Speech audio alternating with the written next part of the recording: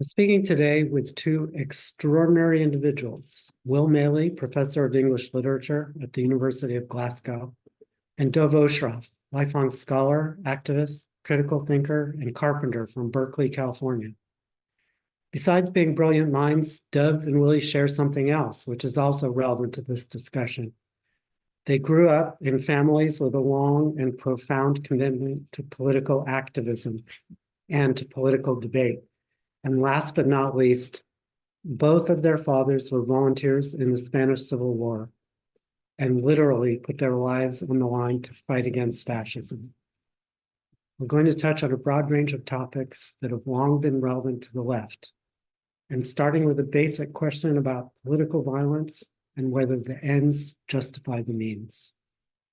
Who decides whether a cause is morally just and if political violence is justified, and who has the position of absolute truth to say what's morally justified and what isn't? It doesn't seem like these are more questions of social psychology and identity than of some kind of ethical or moral, absolute question or something like that. It's just like people justify, they justify what they need to justify to do what they're gonna do, or what they want to do, or what they see as their interests. So this seems super obvious to me, whether that's, some old school, like super hard Bolshevik supporting, Stalinist type from the 40s or something. That's, so it's either denial or just, or some kind of rationalization, or maybe there's probably a few other categories of ways of making that work. The main one being denial. It never happened. That's not true, right? There's no gulags until that doesn't work anymore, until there's too much evidence or too many people who come and say, well, I actually was in the gulag and I brought these photos, or whatever it is. Not to beat up on the poor Soviets, but or the Bolsheviks or whoever, and then it's like, okay, we got to switch it up. And then there's another system of rationalization is deployed, like minimalization or some contextualization, like, well, those people, we had to do that. What do you expect? Or mistakes were made, or rogue elements. That's another popular one. That's like the U.S. military likes to do that. Oh, that unit ran amok, in Vietnam. The My Lai massacre. That was just. We got a few bad apples. They had too much heroin that day. We don't know what happened to them. I feel like I should. Yeah, maybe that's better. Anyway, so that seems like that's and then that would tie in with questions of identity, like communal identity, and the limits of that. Like, how big of a group can you be part of and still have a feeling maybe it has something to do with like primate psychology, or something that maybe even predates us, but maybe our closest ancestors, or other creatures that are like us, that at some point the group's no longer a group, then it's a different group. Like maybe the way the chimps handle their disputes and their units, and their boundaries that they have, and their the violence that occurs at those boundaries. And that's why I was getting all like pissy about the universalism? Universalism. Yeah, because to me, the racism of universalism. I was like, wow, that seems so backwards, because I didn't have any idea what it was. It was a very specific context the word was deployed, but I didn't know that.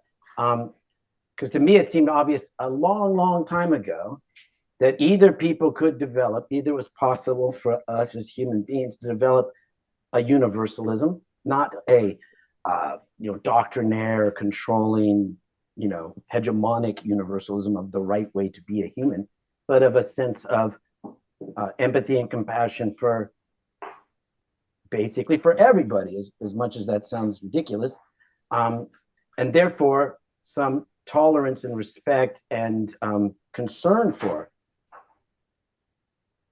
everyone, regardless of, and therefore not, well, we are at odds because my group and my interests and the people I share them with are opposed to yours, and therefore we're gonna, diminish your humanity, and like, let's say, as an Israeli might be doing today, working very hard, or maybe for some people it's easy to not see these other people as fellow humans, which is required to do what the IDF is doing. It's psychologically required. I mean, people are losing their mind. People that don't feel that way are losing their minds. Like the Israelis who are honest and have some empathy and also have a reality-based understanding of what's happening in a historical context. They are suffering immense psychological distress. I just heard, I think it's Gideon Levy, just like, he's not like doing well, and that guy's a veteran. He's like, this is like really getting hard to just to sort of stay. I don't know how to talk about what that difficulty is, but I've experienced it myself, and in this context here in the States. So that seems like, I mean, I don't know if I can wrap that up, but like, as long as there are interests that are completely separate, as opposed to like, well, my interest is I want to have a shelter and food to eat. I don't want to be hungry or exposed to the elements, and I want that for everyone else. That's an interest everyone could share, because I'm pretty sure everybody in the world feels that way. Like, I don't think there's anybody advocating to not have shelter and food to eat for themselves, I mean. So, but then it would start to break down when it's like, well, I want to have access to a certain level of luxury and resource consumption, which is obviously cannot be spread across 7 or 8 billion people. I'll sort of trail off there. I don't think that's trailing off, and I think you've mentioned so many things about representation, responsibility, resources. I mean, in 1991, apparently there was a bumper plate. This was reported in the English press, the British press. There was a bumper plate in Alabama or somewhere about Saddam Hussein, and it said, "Kick his ass, get the gas." And I think in some ways that was putting it very plainly, because the great game, as it used to be called, there are resources. The British were digging for oil or looking for oil in Nigeria in 1911. Right. So I think there's a history of pursuit of natural resources, and all kinds of excuses are made in pursuit of those natural resources, gas and oil and so on, that mean painting or tainting and portraying particular people in particular ways in order to get those resources, those natural resources. So I think in a way there is a kind of material and economic base to it. I would also say that history can help. And I would give an example of that by saying Germany last week decided it was going to support the Israeli case in The Hague to the International Court of Justice. And then the Namibian president came out and reminded Germany of its genocide in Namibia in 1904 to 1908. And I think that's very useful, because I believe in history. Now, history doesn't give us all the answers, but Marx said something, he said many things, but one thing that I always remember from being in my teenage years, early teens, was a nation that enslaves another can never itself be free. A nation, and Marx said that about the English Revolution failing because the Cromwell went over and massacred the Irish, which was not what the Levellers and Diggers had in mind when they wanted the freedom in England. Was you go and kill a lot of foreigners and give their land to your soldiers. So that wasn't a good model. But that a nation that enslaves another can never itself be free applies right across the board. So does the term no justice, no peace. Now, I feel very encouraged by a lot of things. There have been so many Israeli citizens, young Jewish Americans, rabbis, all kinds of people coming out. And I'm just talking at the moment about the Jewish community, because there is still a Jewish left, and the Jewish left has made a fantastic contribution to Labour politics, left-wing politics, Mani-Civil War, and so on. So I would try not to be disheartened. You hear various things. There's all these, Jews Forget Palestine and so on. Jews for Justice was organisation and over here. So I think there's more to feel good about. And when people say things like the world is standing by and doing nothing, I would say to them, look at the United Nations. Obviously, it's dysfunctional in all kinds of ways, but the majority of nations within the United Nations. I mean, the Palestinian Authority a non-voting entity. But if you look at all the nations, the majority of nations in the world support an immediate ceasefire in Gaza. The majority. Now, I could say something that won't work. I could say, why don't the majority of nations suspend those nations that are opposed to a ceasefire, i.e., that are countenancing genocide, for a period of time until such time as they, it's like you do it in baseball, don't you? You send them in, put them on the bench for a while, and then the rest of the United Nations. But of course, there's vetoes. Some people are more equal than others. It's not really a democracy, the United Nations. But the fact is, the majority of nations, by a vast majority, minus a few, the players, if you like, and their clients. I would also say, we can speak about Israel. It's the government in Israel, and it's backed by the United States. And I think without talking about that and talking about how the United States is arming Israel and has armed, and is actually now there's inquiries into how much weapons they've been given, but also how much weapons they have stored there. So I think it's complicated. And I think a lot more people, first of all, I think there's a lot more disaffection with this current Israeli government than there ever was. That's my sense just now. And I think social media, I don't do an awful lot of social media stuff. As I told you before, I'm on what used to be called Twitter. I had 8 friends and I had to block somebody and I hadn't tweeted. So I'm not the most active person, but I do see what's out there, and I'm aware of the fact that a lot of people now, for example, Pathy newsreels, I mean, I know it sounds old hat, but a lot of newsreel material about what Britain was doing in Yemen, Aden and so on, 100 years ago. Before Guernica, forget Guernica, the British were bombing. They were doing specific bombing of tribesmen in what is now Yemen and in Sudan in 1930 and the 1920s. I've actually got a lot of articles on the special strategies they had for bombing civilian populations and so on. So this has been going on a long time, say 100 years of relentless bombing by the United States and the United Kingdom all over the world. Some of it noticed if it happened in Europe, like bombing of Belgrade. And at the time of the bombing of Belgrade, Robin Cook in 1999, who later resigned on principle because of the Iraq war in 2003. So this is a British government Labour minister who stood up and said, "Not in my name," in the Parliament, British Parliament, and resigned on principle because of the Iraq in 2003. He stood in front of the cameras, the BBC, in 1999, and this is what he said. He said, "We have identified water and electricity as key choke points of the Milosevic regime. We have identified water and electricity as key choke points of the Milosevic regime." Now that's 25 years ago, and I sat and watched that, and I thought, aren't water and electricity not choke points of any regime, but essential infrastructure for civilian life? Do you see what I'm saying?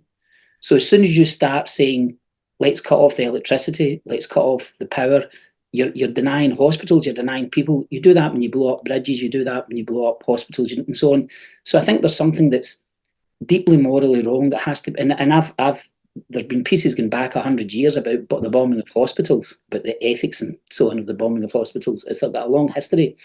So I think history can help, and I think comparative history can help. Fanon said the dream of the victim is to become the persecutor. And I think that's quite profound. And I think there are people now who recognise. I think he also said something a little peculiar. He said the victim wants to have what the persecutor has.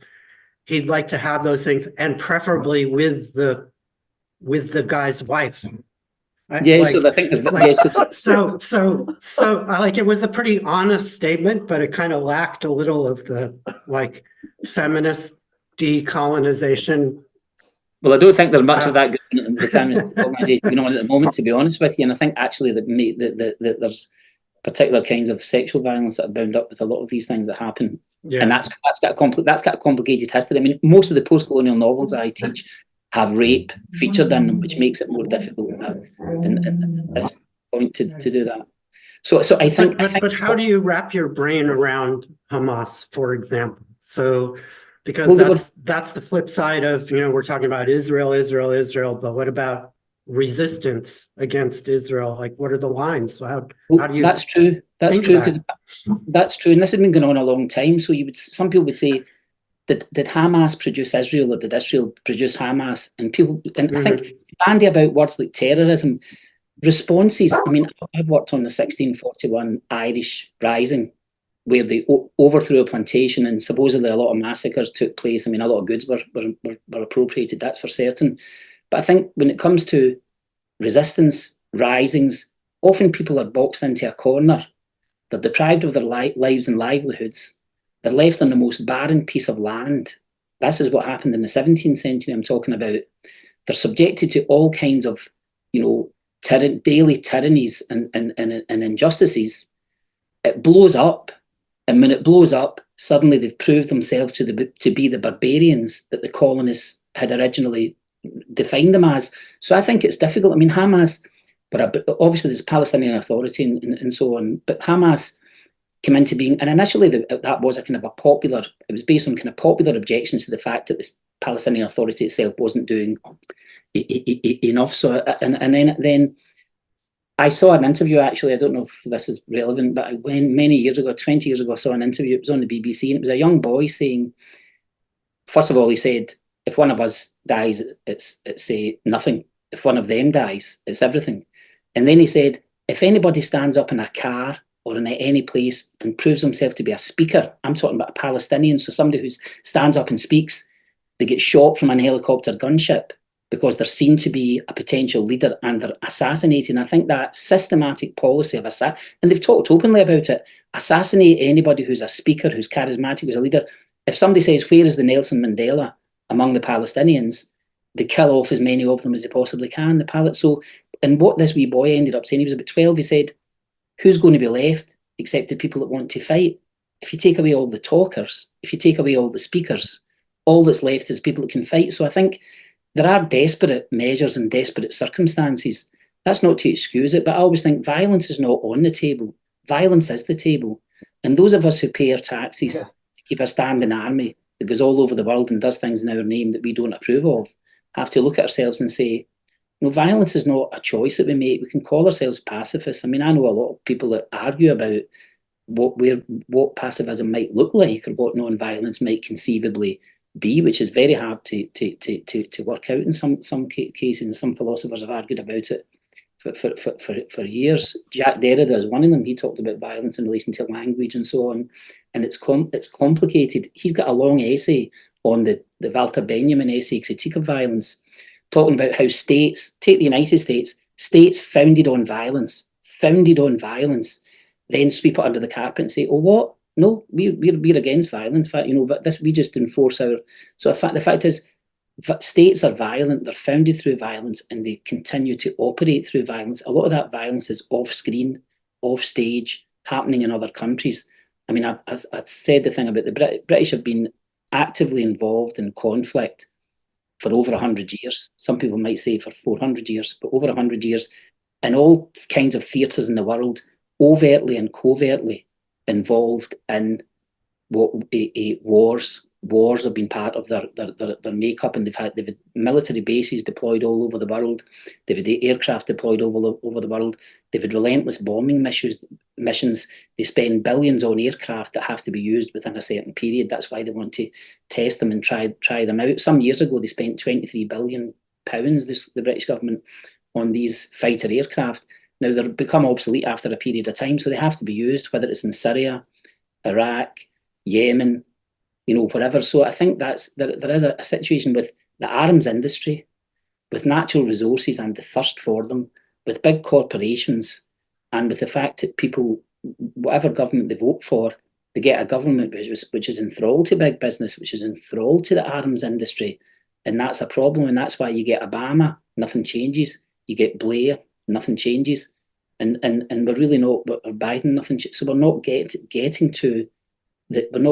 We're not getting to change, if you like, because there must be a way of changing foreign policy in a way which was talked about, believe it or not, by Robin Cook, this idea of an ethical foreign policy. But he's the one who said we have identified water and electricity as key choke points of the Milosevic regime. Now we have to stop thinking of water and electricity as things we can cut off to destroy civilian populations. It's siege warfare, and it's an ancient form, but it's utterly repellent, and it's happening today.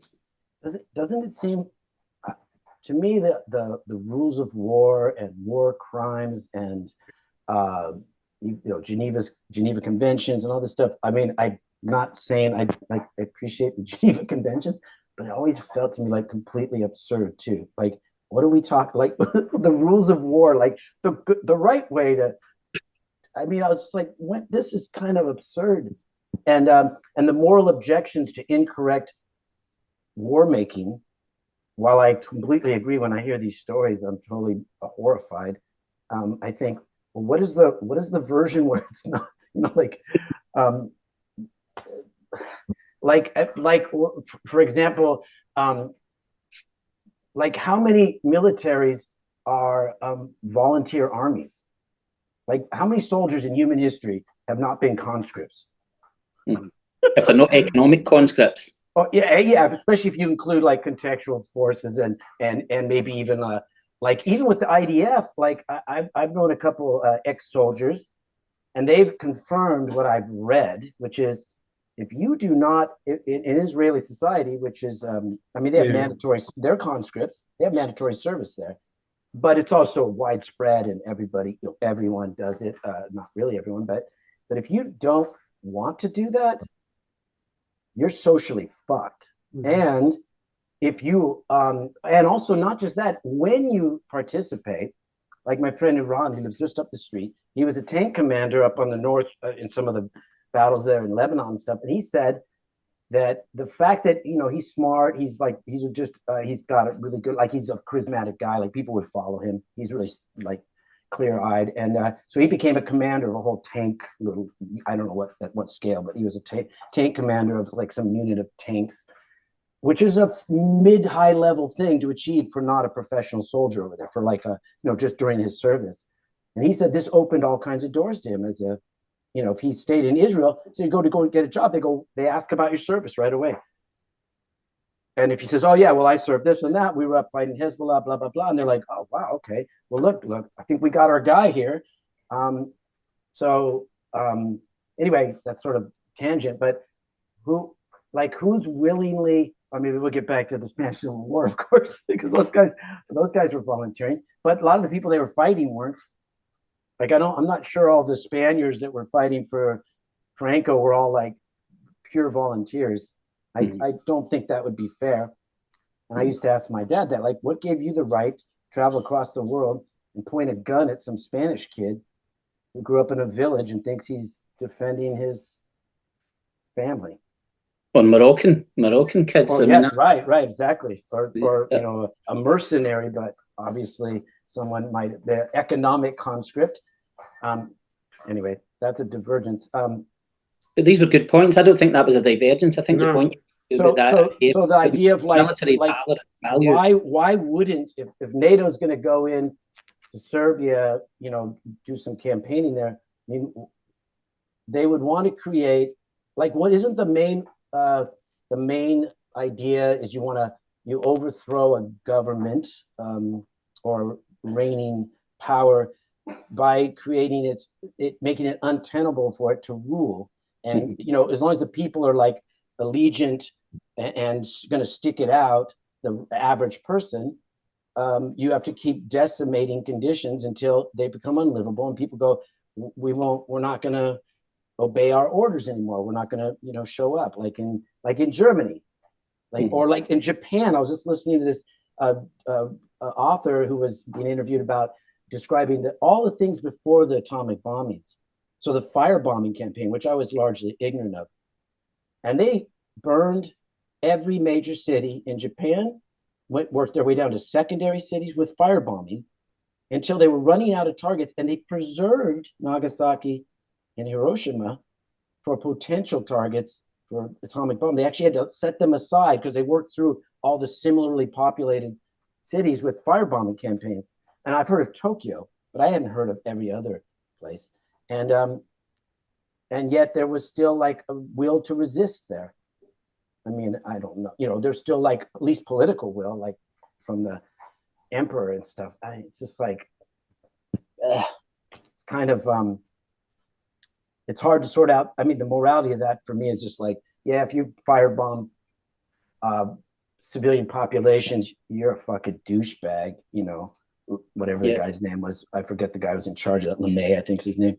But Yeah, Curtis but- LeMay. Curtis LeMay, right. But at the same time, if your job is to get a very aggressive nationalist project like Japan to come, you know, to suspend its extraterritorial ambitions, I don't know. What do people? I mean, It's an interesting. That's So- a really interesting point, because that was just to speak briefly. That was about kind of unconditional surrender. So it was about terms of surrender. yeah, And I agree. Yeah, of course, there's that. go back to the Versailles Treaty, and what you could say is, if you humiliate your enemy, or if the point is to humiliate your enemy and to completely, as just at the moment, with you want to utterly disarm and utterly annihilate your enemy, that is possibly sowing the seeds of future displaced issues. So I think that's one of the issues I would point to there. I mean, in Spain, Franco was allowed to carry on because of all kinds of reasons, because of Gibraltar, because of strategy, because of keeping the communists out of Europe and so on. So I think all that history is complicated, and the savagery and all kinds of corridors there. But I think that's one thing I would say is, in asking, if you ask for an unconditional surrender, and there's a particular national character that suggests that's going to be difficult, and of course they were fired, but just as they firebombed Dresden, you have to separate the things of what seems to be necessary in order to save lives and end a war quickly, and then what is just simply, you know, revenge and spite and a desperate attempt to utterly crush somebody as any kind of potential. And then, of course, that country might go on to compete in other ways that are not military, and to save a lot of money on its military. For a period, Germany enjoyed great prosperity after the war, greater prosperity than Britain, even now, because it didn't have the crumbling infrastructure and the terrible bill for the cost of weaponry and wars and so on. Right. Well, but I remember looking up in some debates with my European wife, discussions, and I'm like, every single, I mean, there's always an exception, but for simplicity's sake, every single wealthy European country, if you look at their export, you know, what they trade with the world to enhance, you know, because they only have their land base and there's limits there, it's weaponry. You know, it's one or two, like it's including like I got Swedish relatives, and they love to like go on and on about how they're the greatest, you know, like they have this sort of like smug moralizing attitude about how they've created a lovely life for themselves without all the heinous imperial behavior of the United States or other, you know. And I'm like, really? Like, what about all those weapons you guys send everywhere? Like, and you trade on these terrible terms to, let's say, the global south, where there's, you know, client states, for lack of a better word, who need these weapons to dominate their populations and keep the flow of resources heading to Sweden, among other places. And like, this is all just like pushed under the rug.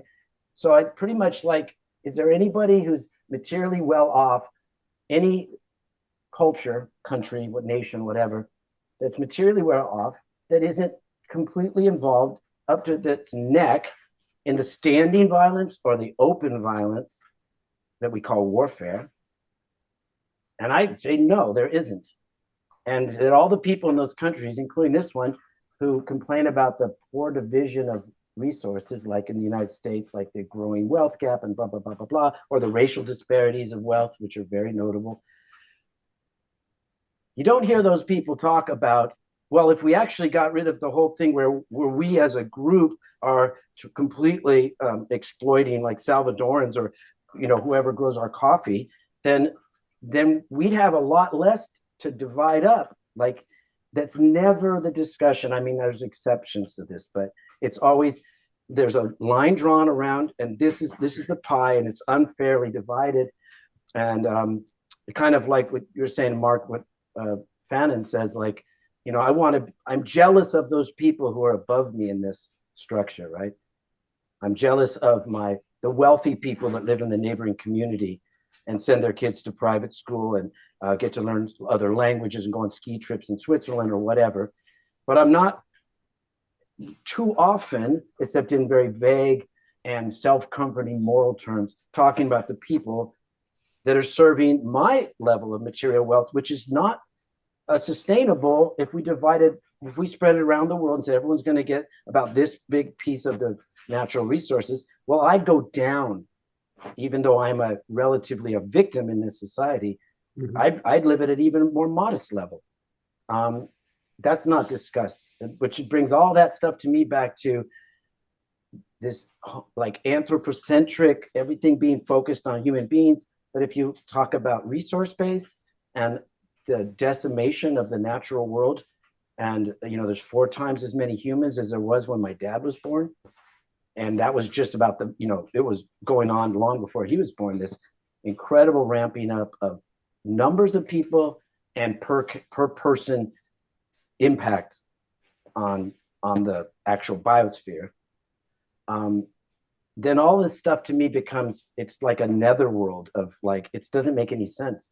And of course, you could say that just looking at Israel and Palestine, there's a physical space there. There's way more people there than there was in 1948 or 1900, like vastly more numbers of people there. But there's a resource base. There's a water, they always talk about that, like the Israelis like stealing Palestinian water, right? Which is clearly true.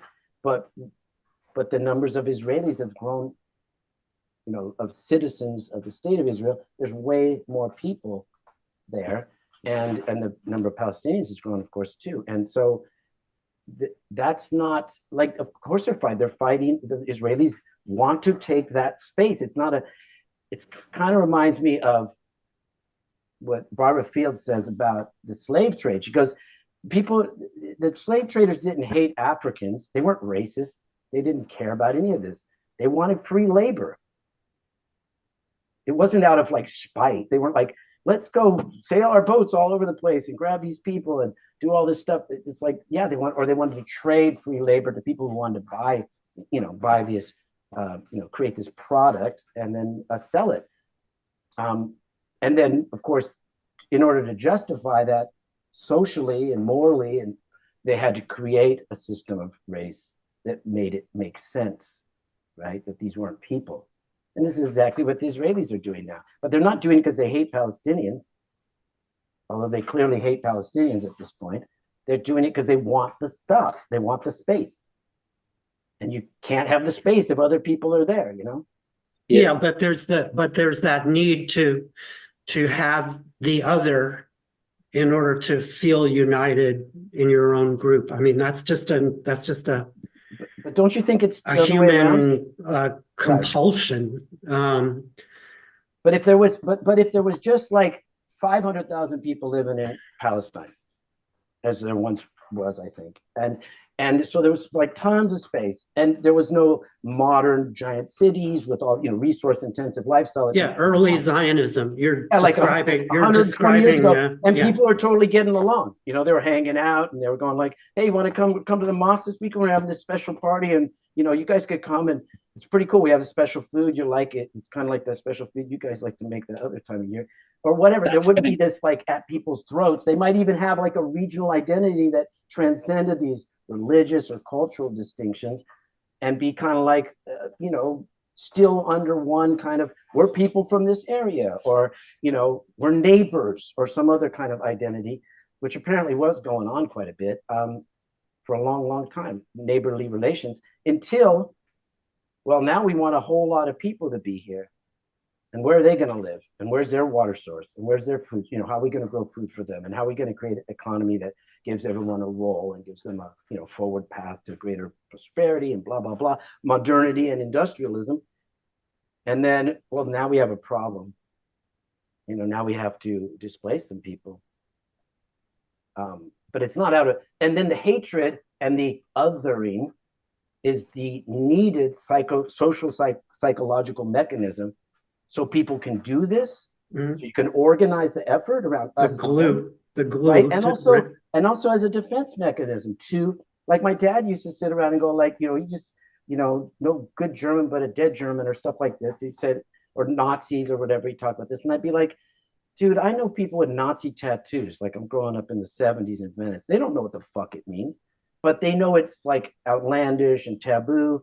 And they have a intuitive sense of it. They didn't know anything about the war.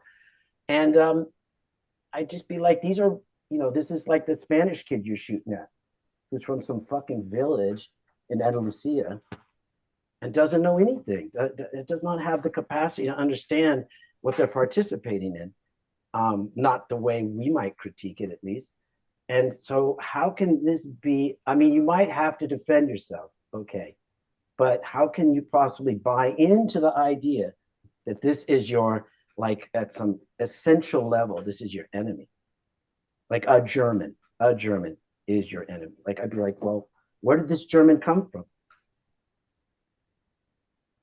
So you're giving the Marxist class-based analysis of, I guess, world. or just like if yeah, or like material, like the material. yeah. I think it all comes down to the material reality. I don't think people would have any interest in fighting with anyone if they didn't have any conflict over the material base of life. I think people would be like, I'm just gonna go catch a fish and take a sun bath. Like, I'm not interested in punching anybody in the nose. I'm gonna lie I think around here. if they were more aware of it, because I think there is ignorance. Take Scotland, for example. Scotland exports more whiskey to France than France exports brandy to the world. That's Scotland's export is whiskey. And there are some people in Scotland who might say, isn't it wonderful, as well as whiskey, we've got salmon, we've produced all this oil that's kept the United Kingdom afloat for 50 years. It's all good. But of course, we're also the host for nuclear bases. We're the host for American warplanes. We're the host for all kinds of war games that take place in the large stretches of our country that's barbed wired off that we can't go near. So, and our waters are poisoned by uranium or whatever. So I think you can always say, what is it we're exporting? What are we importing? And what are we making? And I think that was a very important point you made about the presumed innocence of countries where the citizens of those countries, whether it be Sweden or Denmark or Norway or Scotland, they're quite ignorant. They're aware of the good things because they get told that and so on, but they're unaware of the things that their economies, their governments and so on are involved in. But I think you have to remember about ideology, because it's not that we need certain things, it's that we're told we need certain things. So the way that mobile phones are produced, for example, or computers, the capitalism chases cheap labour, and it doesn't just chase cheap labour, it chases non-union labour, it chases underage labour, it chases child labour all over the planet, so that it can have a reserve army of unemployed at home while it's got these people making clothes in Bangladesh or and whatever else. So I think there is, and digging out of the earth to get the cobalt and so on. So I think there's things that go on under the eyes of, but not to the cognition of the populations in the supposed first world. And I think a lot of people are just they're ignorant or lazy. We've got poor levels of citizenship. I mean, I often say to people things they don't like I think the United States and United Kingdom have two of the most ignorant electorates on the planet. Because when I go to other countries and talk to people, whether it's Morocco, even people who live in countries that you might not regard as particularly democratic, when you go there, people seem to understand their own history and have a critical perspective on it. They understand their government, they have a critical perspective on it, and they know more about the world. Somebody said once, and this was 100 years ago, they said, Russians know more about England than England knows, any English person or British person knows about Russia. So people in other countries in the world have historically taken an interest in the major powers, as they call themselves, and they've tried to educate themselves and know about their history. I mean, I remember meeting some guys in the street in Tangier who started talking about oil and history and OPEC and all kinds of things in ways that I never heard people in the streets of Glasgow just suddenly come out with this understanding of their own history, until we started to get the independence movement some years later, 20 years later or so. So I think there is an ignorance at work, and that's why I say I believe in education, I believe in history, I believe in people learning those basic things, like if you enslave another nation or another people, and trying to, I know it's hard because it's where do you start from? It's hard to say there is a history here. And I think one thing that this current conflict in Gaza is brought out, of the bombing of Gaza has brought out, is people are trying to educate themselves. It's not always easy, but I think it's conflicted. It's not the answer, because you won't get the government of Israel and Netanyahu suddenly saying, I see your point now. I see this. I see this Nakba situation. I see what we're talking about here. I'm getting it now. So I think that situation of, but I still believe in education, because I work in the 17th century. I take a long view, so I find it hard. Yeah. I find it hard to get too depressed about things, because I say, yes, it's true. Revolutions have failed. They've petered out into imperial displacements of classes. Colonialism is a displacement of class struggle. That's exactly what it is. And this seems to be a pattern that happened with the English Revolution, that happened with the French Revolution, that happened with the Russian Revolution. This is something that happens, that there are these kind of conflicts. I thought the thing you shared, the Rosa Luxemburg thing, was very good, because I think just to look at that mess and say you can deal with things in a kind of abstract, but as soon as you're in to the dirt and the mess of war, where you've got all these different conflicts and where you've got these manipulative machinations of big corporations and other governments deliberately trying to sabotage anything that looks like a democracy anywhere in the world that might represent a threat to them. And that's the way Britain and France looked at Spain in the 1930s. They looked and said, well, if it's a choice between fascism and communism, what is it we want? Their fear was of communism in Europe, especially with the way how they then saw the Soviet Union. So I think it is complicated. There is mess, but I do still believe that there's also edge. And I think we're in a moment of enlightenment. I mean, it's strange to say, but because of the way the UN's been operating, you don't spend enough time on Twitter. Yeah, I do. I spend enough. I know, but as Dave Chappelle says, Twitter's not a real place, and it's not called Twitter anymore. You'd understand the world. Right. You'd understand the world better. I mean, But I love what you're saying. I think about the idea of education, which kind of implies some kind of progress and direction. Yeah. And everything you're saying makes so much sense. But then I see how it actually plays out. So on the one hand, you have all these young people who get manipulated into joining armies and shooting other people and committing worse crimes, like 18-year-old young men. And then you see this whole generation of young people who are learning, like you say, about what's going on. And they're saying from the river to the sea, and they feel like that's they're expressing this moral imperative, and that's a great thing, but they don't have any historical context. So they just jumble all these things in their mind. So I hear, okay, a lot of it is on Twitter, but there's, along with condemning Israel for its genocide, which is correct, there's this really deep need among this whole, as I say, a generation of young people, or young people who consider themselves leftists, to see Israel as uniquely evil. It gives them some feeling of perspective, like I stand here as, somebody in the United States or in Europe, and I have this moral perspective, has to do with what I've learned about colonialism and imperialism.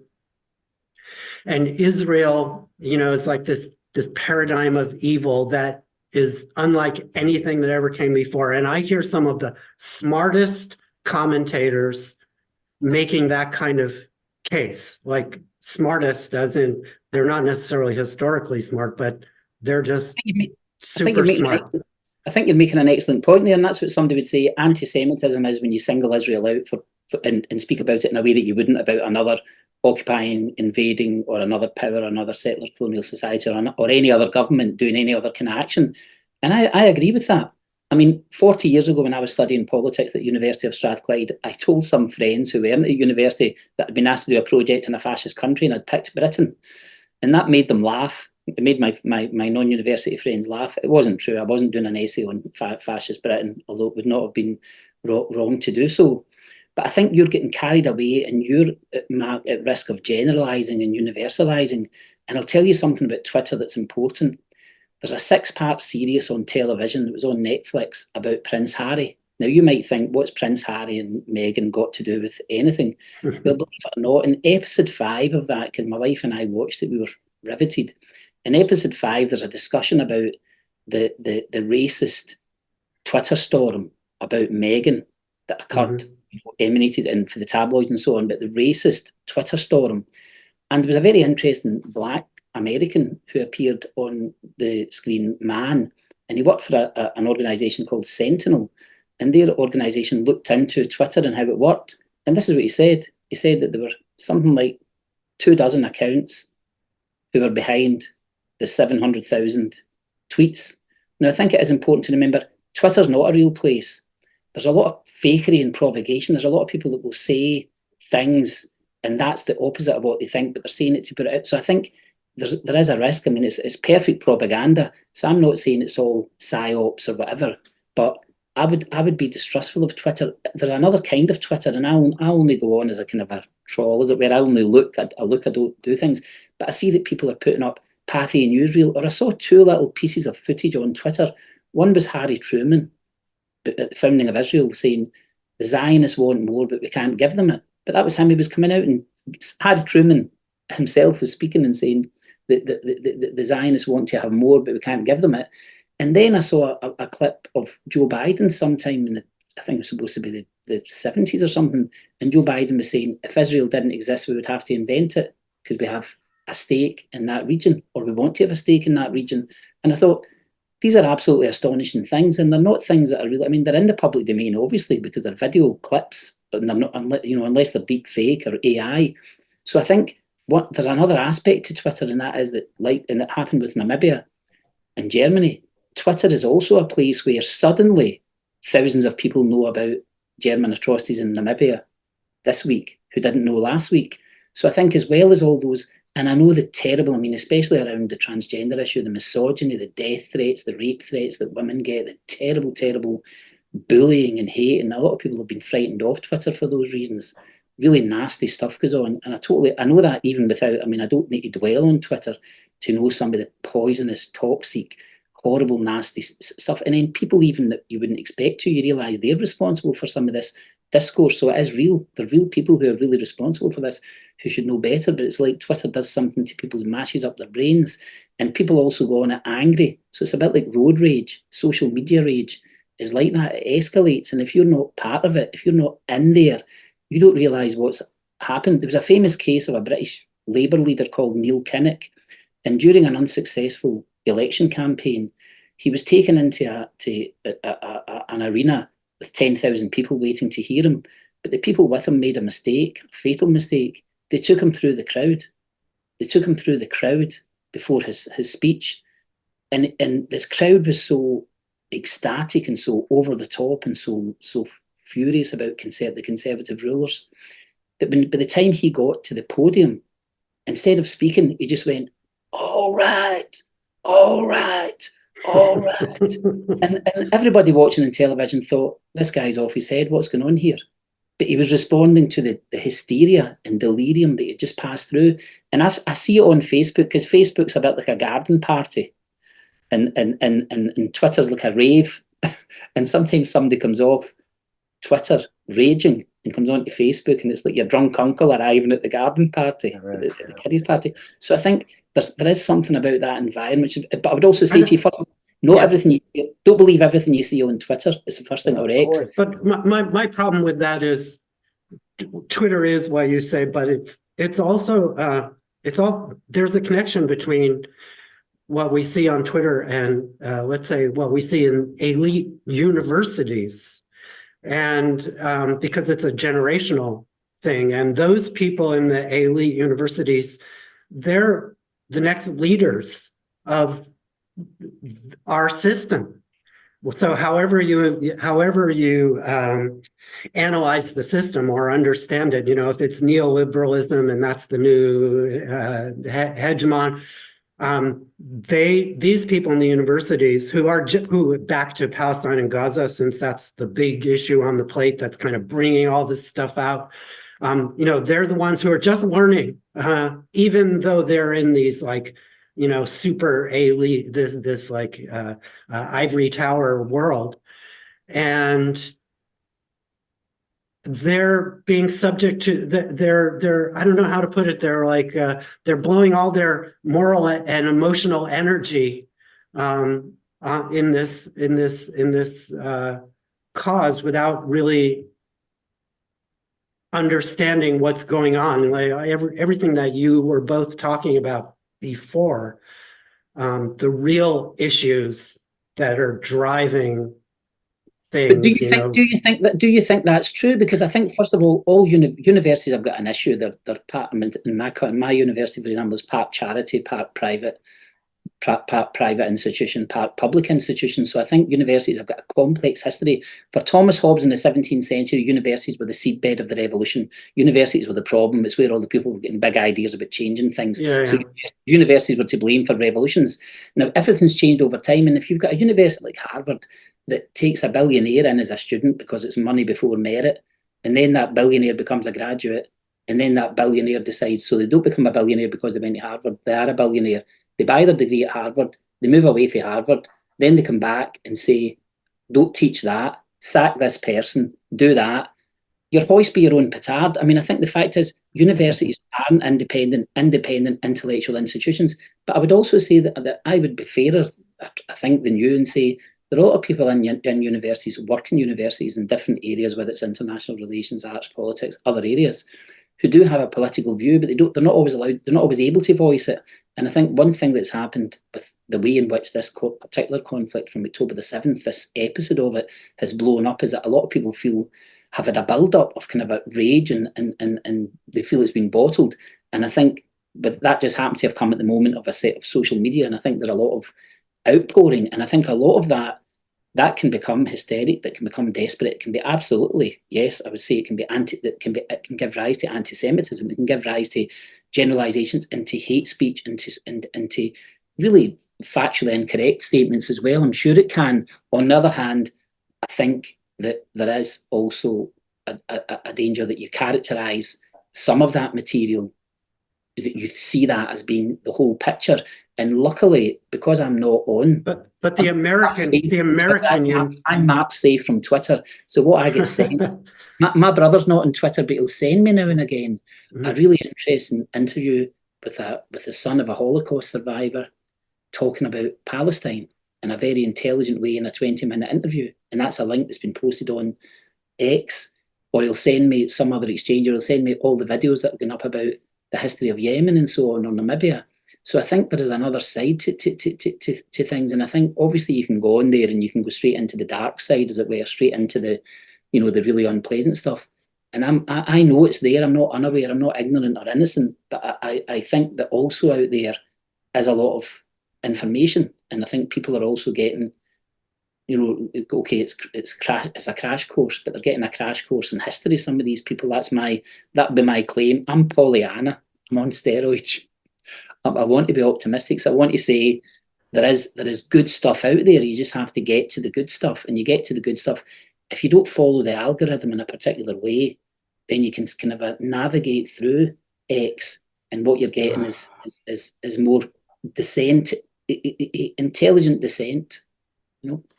I think I did generalize about universities because I'm really thinking about a certain kind of private elite university in the United States. Yeah. And they're they're nurturing the next generation of the people who are going to be in positions of power.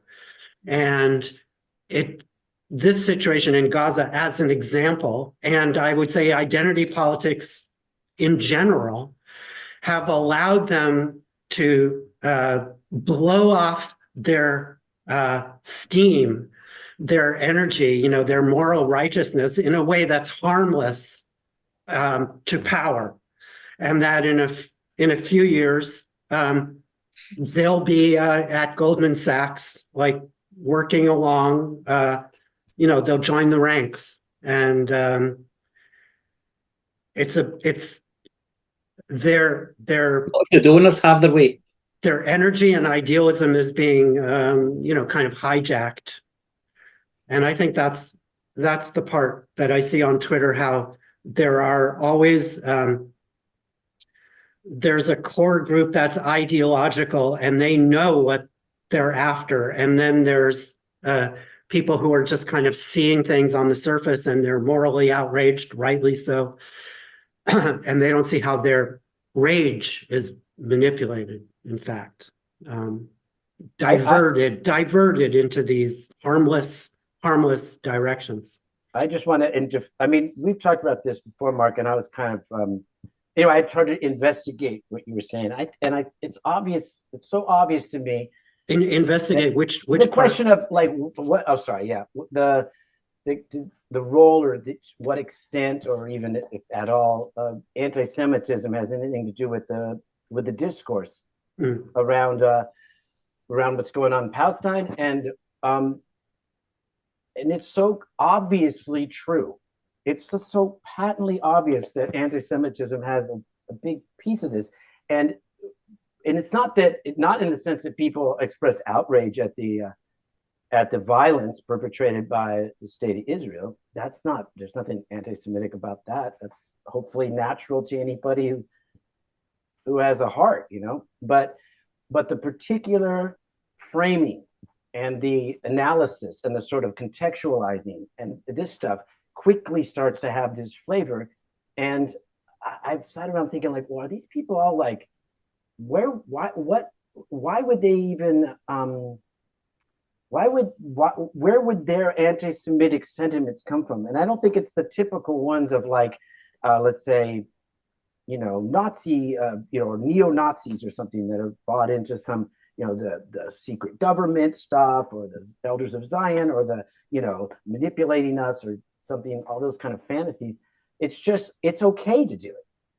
And so I can indulge my personal need to be morally righteous, which is entirely about managing my own psychology. That's what this, to me, it's not complicated why people go in for this stuff. They go in for it at the same way people like to take showers. It feels good to wash yourself off, to get the dirt off. Feels good. You feel fresh, put on some clean clothes and you go, wow, I'm feeling good. I'm looking good. People want to wash off. And that's where a lot of the moral righteousness comes from, because anybody who lives, let's say, in the United States, like I'm listening to, let's say, a young Palestinian American, someone born in the States, to either parents or grandparents who were dispossessed or fled or whatever, left, probably under duress. So, but they're living in the United States. They have a job in the United States. They have, this community is very similar to Jewish Americans, very focused on education. So it's a highly educated population. They honor that stuff and they pursue it, and the kids do well, And so they do fairly well in the United States, of course, because for cultural reasons. And so they have a university education. They're working at some nonprofit or something, and they're carrying on about settler colonialism and the Zionist project. All of it true.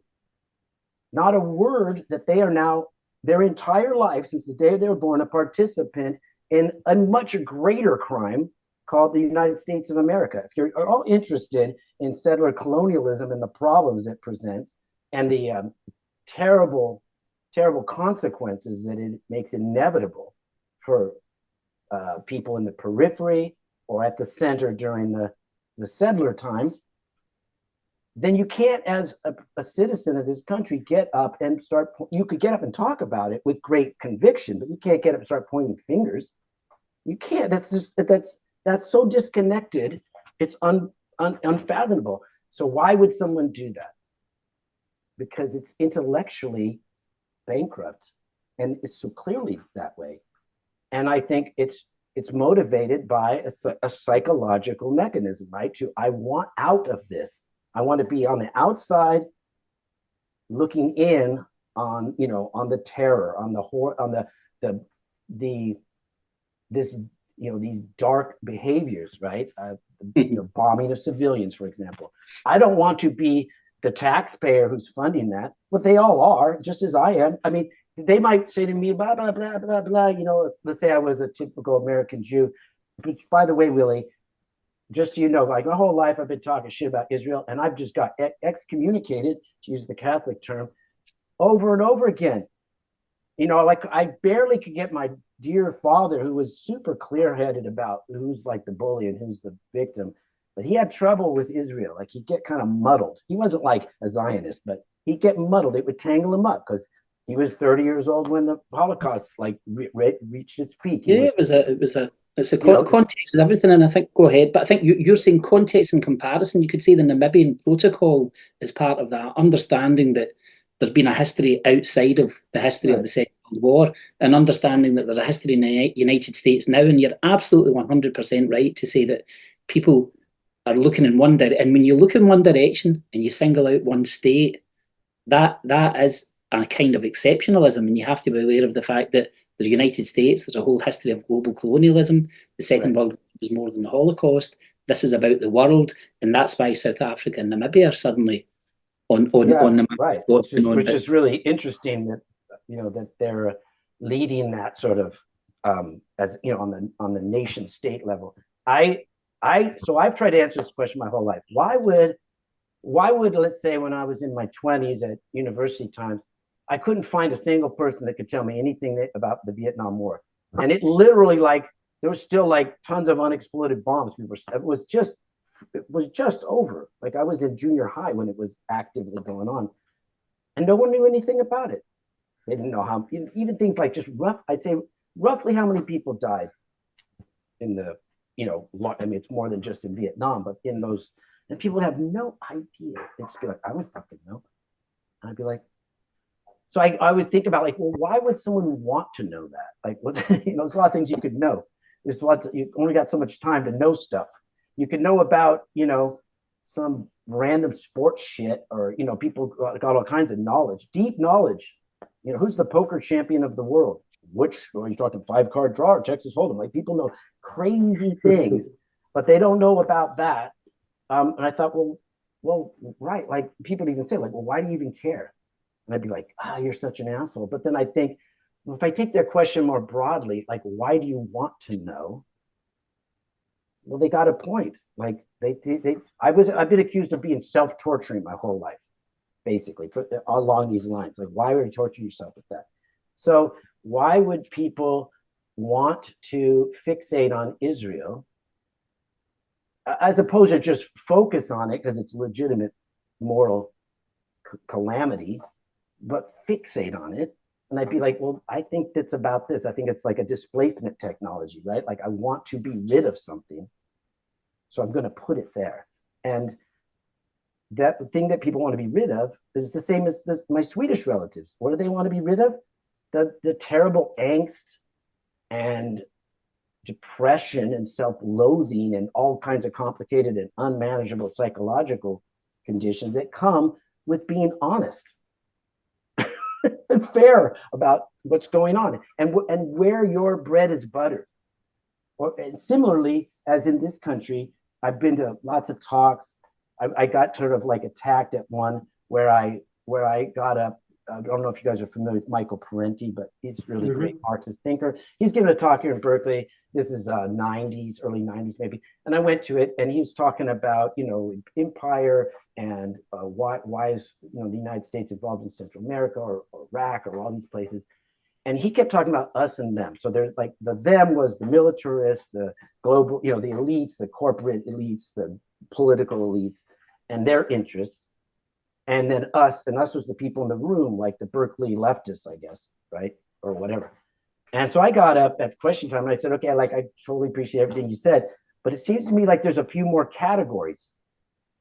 And one of the categories is the people we're all going to step over on our way home after this wonderful lecture tonight to go back to our warm houses with our refrigerators full of food, to think about what we've learned. And, I started saying some things I probably shouldn't have said about, mocking the audience there, right? And he got flustered. The crowd started yelling stuff at me. Someone took my stuff. When I went back to my seat, my shit was gone. I was just like, seriously? You guys are, and people were like, get out of here. But my point being, I was agreeing with what he was saying, and I was glad people were there. And I do think on one level, people did care about these things of like empire and the horrendous nature of it, and the US empire in particular, but they didn't want to account for the benefits that they accrue to them as they're at the center, and the empire is largely about the flow of resources to the center. And these arguments about who gets what at the center are important. But if you're not going to discuss the disparity of just that accumulation and what's required for it to happen, then you need to project that somewhere else. So if I understand you, what your sort of underlying point, it's kind of similar to, let's say, the way Germany approaches their guilt over the Holocaust. And so there's a strong need to imagine that it was a very specific evil that was perpetrated by a very small group of really bad people. That's not us. That's not like, it's that we're not all complicit. So there's this need to avoid our own complicity. And to feel you've atoned in some way by and so let's ignore the fact that this evil is actually a universal trait among humans. And so the only way to find a way out of it is to understand that, because if you try to reduce it to the acts of some bad people or some bad group or some particular bad ideology, then you ignore the complicity of everybody, the banality of the whole thing, and it will just come back. I would say for Germany, the end result is the opposite of what they're seeking, which is that idea of never again. Well, I think that by ignoring the fact that it was all of them, it was all of us that were complicit, that went along. It happened because of everybody. And they did it before in Namibia, because the other thing is... And they did it before, and the US has done it, and everybody has Because history didn't start in 1933 or stop in 1945, and I think there is a problem with these things have happened before. Genocide has happened before. Genocide has happened since. And I think if you get caught up in a sense of the one and onlyness and the singularity and so on, and the absoluteness, you lose sight of that. I mean, Dov was mentioning there Vietnam. I mean, Vietnam was televised, but and mediatized in a way that Korea wasn't, or the way that what was happening in Central America wasn't. So I would say that you can go back and go back and go back and go back and see that there's a whole pattern of this. And I think to understand the fundamentals of that pattern, issues of empire, issues of resources, the ecology of war, the arms industry and the immense power of the arms industry, and how unpatriotic it is, and how it can produce battleships wherever it can, wherever it can get cheap labour, and it'll sell their weapons to whatever regime they possibly can. I mean, it is the territory of Catch-22. This Killers of the Flower Moon film, I haven't seen it, but I think sometimes a film comes along and reminds people of their own history or an aspect of their own history, and I think that has a very positive effect. And sometimes culture and fiction. Recently in the UK, there was a programme about the post office. It's a post office scandal where a lot of sub-post office staff were accused of absconding with money.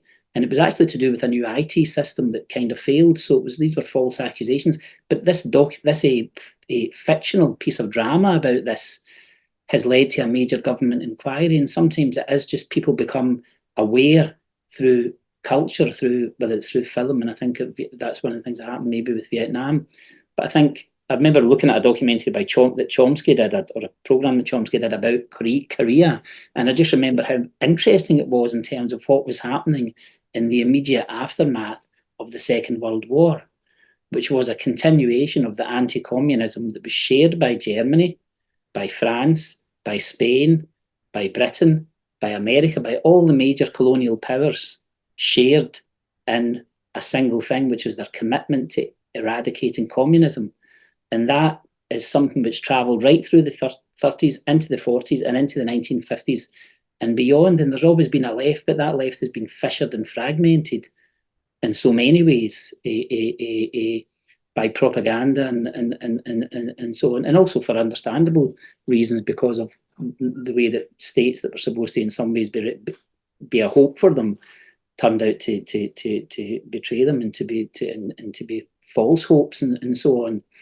But I think that sense of a awareness of history repeating itself, that's depressing. It's depressing when history repeats itself.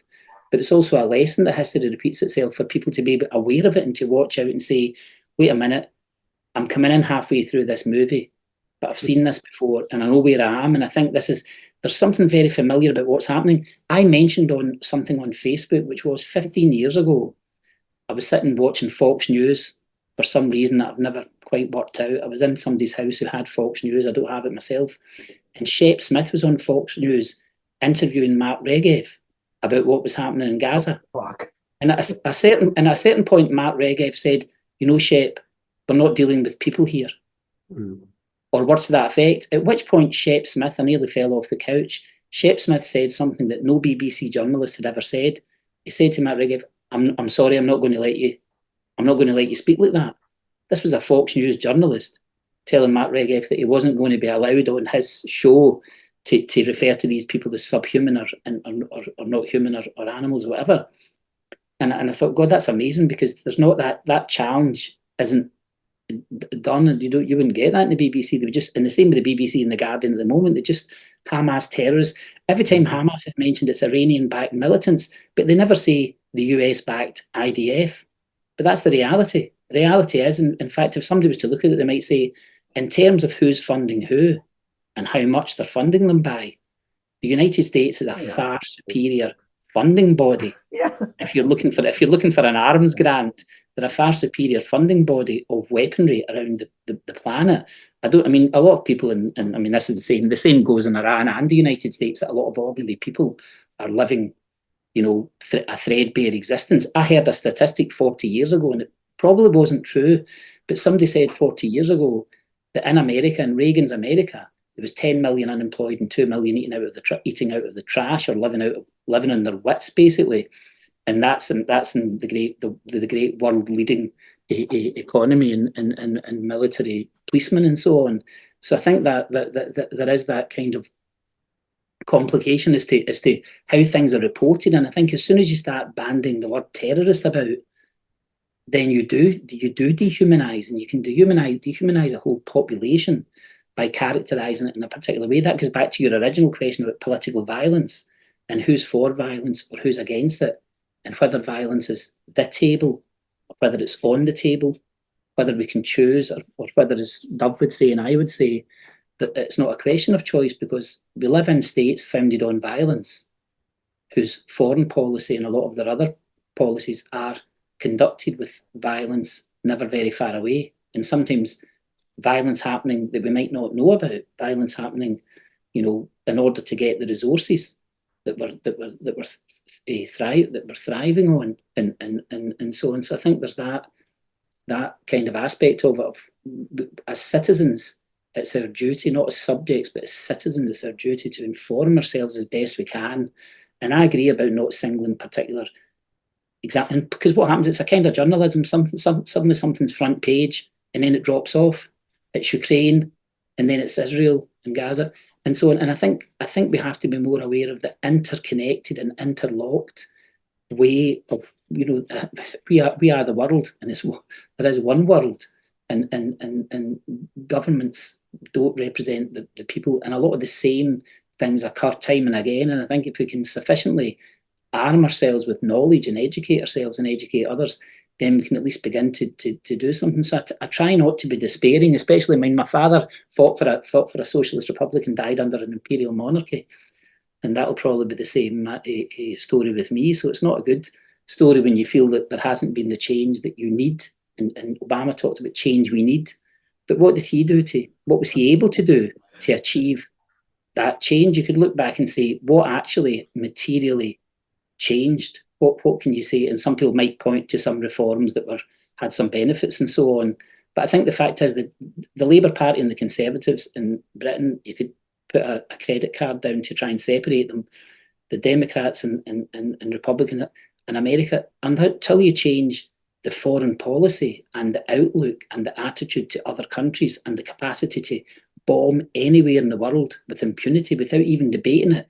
It wasn't debated in the British Parliament. It wasn't debated in Washington, what they did. So I think this impunity, that's something that has to change. This is a non sequitur. For me, really, it's, well, just to respond to what you said, living here, I don't disagree with anything you say in spirit.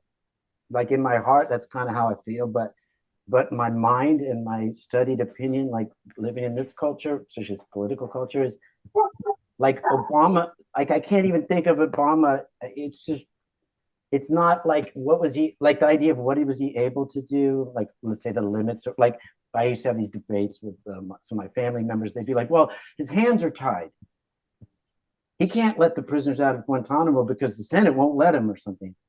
And I was like, yeah, he can. He has executive power to do that. It might be politically expensive for him, and it's not like, he has a certain amount of political capital to run against the, and he doesn't want to spend it on that. That's a possibility, but he could do it right now.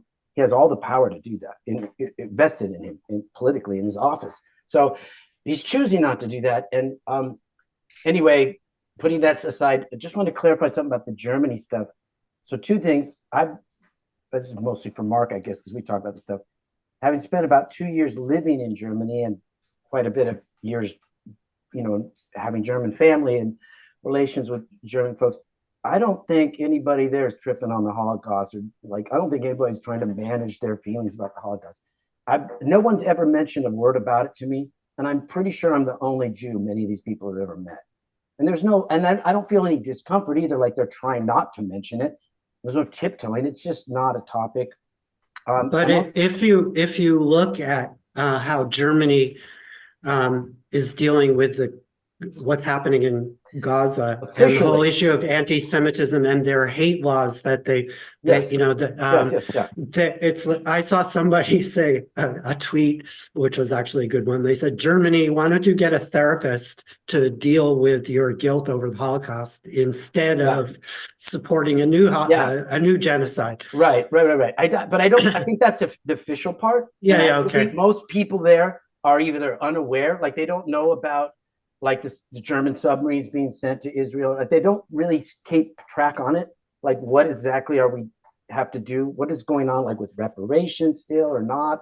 It's not a topic of discussion for most people. It's something they don't probably know anything about mostly. And also that's the official government. I think a lot of people there are not super happy with the government in general. Like the whole COVID stuff was like this. There was huge dissent. And the sort of the German state's instinct to do clamping, to clamp things down. That's kind of like the political instincts there. And that probably does have to do with like the trauma, if you want to call it, the political trauma of the Nazi period. And how do we manage this stuff? Well, let's do this, right? So you're not allowed to protest in Germany, like a pro-Palestinian protest, or at least in certain states in Germany and stuff like that. But that's not coming from popular. That's not like the demand of the people. I see no evidence for that. I think these things are more to do with the government. But I think you made a really important point earlier when you were talking about the kind of psychosocial aspects in psychology. Because I was saying to my brother recently, I believe in guilt. I think it's right that Germany feels guilt. It's right that middle class people feel guilt, but it has negative consequences. So even though I can approve of the guilt, that any state might feel that has behaved in a particular way. I can approve of it. It's a very negative and dangerous emotion, because what it can lead to is some kind of displacement or inability to see. And I think in the case of middle class guilt, of which I heartily approve middle class guilt about their status. But I think what happens then is that you get the complete obliteration and denial of social class, the very existence of social class. And I think that's really a problem. That's why, I mean, class has just been squeezed out of most politics, and I think that's a glaring omission. And I think in Germany's case, I think there is guilt, but I think Germany has had a history prior to the 1930s, and a history of anti-Semitism that goes back much further too. So I think there are issues that are not addressed when it's simply about guilt. And I think you're right that there's certain kind of psychological issues that don't get examined. They don't get examined. They're not self-examining. And I think that can lead to problems. And that also goes back to what Mark's been trying to do by talking about our own, implicatedness, our own stake that we have in certain things. I mean, I'm an Irish citizen living in Scotland under a British government. So I've got 3 governments. I'm not happy with any of them. I'm probably most happy with the partitioned 26 of 32 counties in Ireland. So Ireland is not independent, but I'm happy with the government of the Irish Republic at the moment, happier than I am with the Scottish government or the British government. So I think that sense of kind of trying to open up a little bit of distance between ourselves and what we think we should be loyal to, whether that's, I mean, I don't have any loyalty to any kind of notion of Scottishness or any such thing. I would like to dispute the existence of the British state. So that's something that I would like to see. I would like to see the British state dismantled, because I think it'd be not only good for Ireland, not only good for Scotland, not only good for Wales, but good for England. And I think it'd be very good for the world, because I think instead of resources being, disappearing or being ploughed into these endless kind of wars and displacements, we could actually get rid of our monarchy, get rid of our aristocracy, and have some kind of a levelling, which we need. And I see it as level. The phrase is levelling up, but I do think that democracy and real social change and socialism doesn't mean that we get pushed down. It means that we get as many people raised up. And things about population that you were saying earlier, Dov, I don't know. I think when it comes to arguments about resources and population, there are situations that to do with private land ownership and people being put off land and land being exploited in particular ways for particular kinds of resources like fossil fuels that I think have to be attended to. So I'm not an expert enough to say, can we support the population we have, or can we only do so by changing our ways, by stopping waging war, by stopping digging out certain kinds of resources or running the world in certain kinds of way? Is there a more wholesome, humane, inclusive, non-conflictual way to go on? Well, I would say I want to believe that. I mean, it might be like a Jehovah's Witness pamphlet, but I want to believe that such a thing is possible. That's the kind of socialist. That's the idea that people want. They want to say, we want that. We want money to be spent on health and housing and education, and not on weaponry, not on the billions that's going into weaponry. And just as somebody was saying the other day about the billions that the US government is spending just now on various wars and various theatres that could be put into public libraries or the crumbling infrastructure, or helping people with their health and so on. And I would say the same in the UK. We seem to be able to afford billions for weapons that will become obsolete within 20 years, but we have absolutely fundamental problems that include detection and treatment of cancer and all kinds of things that are close to home, end of life care. We're all going to get old and we're all going to die. And we don't want to die in circumstances that are, straitened and impoverished without proper care. But the way that the UK is going, we're definitely heading for that precarity, even for people who think they're well off. Margaret Thatcher privatised the care homes in the 1980s, and that now means that you have to sell your house from under you in order to be able to pay this astonishing 4-star hotel bill for very basic care, end-of-life care. So I would say, we have to help people. That I mentioned Neil Kinnock going through that crowd, and I mentioned him, the kind of delirium and hysteria. But one of the things that Neil Kinnock said when he lost that election in 1992, was it? 1993 to 1992, I think. One of the things he said was, to people, he said, don't get old, don't get sick, don't lose your house. And he said a lot of things that were just, they were the basic truths of, we're now entering a period where you're going to be made, your life is going to be precarious, and your future is precarious, because that's what people have voted. And people have voted against their interests because they voted based on complete lies. This is what happened with Brexit. It's what happened with Trump. He's going to open up these factories again and do it. And I think the power of lies, it's really astonishing how strong ideology is, that people can be told, you know, you're in this situation because of X or Y, because of these people, because of immigrants. And you believe that. And then suddenly you're in a situation where you say, wait a minute, these immigrants were working in our care homes, working in our health service. They were keeping us afloat and so on.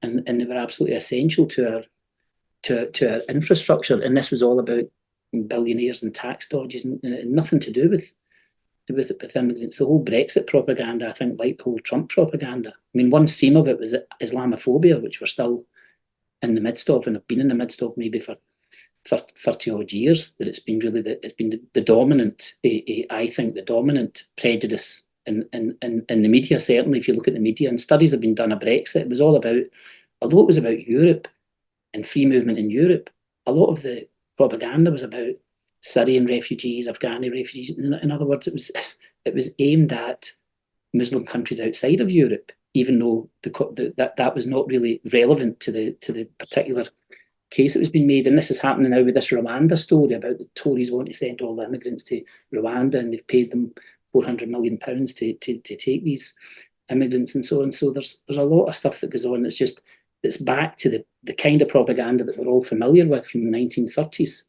It's been stoked and stirred up again in particular ways. So even earlier from the late 1800s, I just read an interesting book by this historian Enzo Traverso, and his topic is like the end of modern history for Jews. I forget exactly the title, but it's the last, since the late 1800s. He's talking about this kind of evolution, and how in the late 1800s and early 1900s, every nationalist movement in Europe had anti-Semitism as a core part of what in their toolbox, because it worked.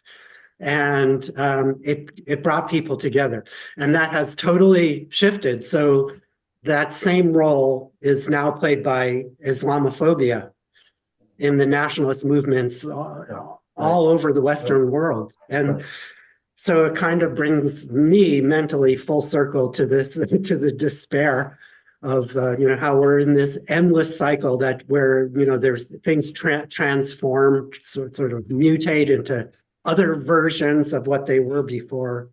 But just very briefly, if you think of that word universalism that we took, that is obviously we've got a problem with, but we've maybe not got a problem with internationalism.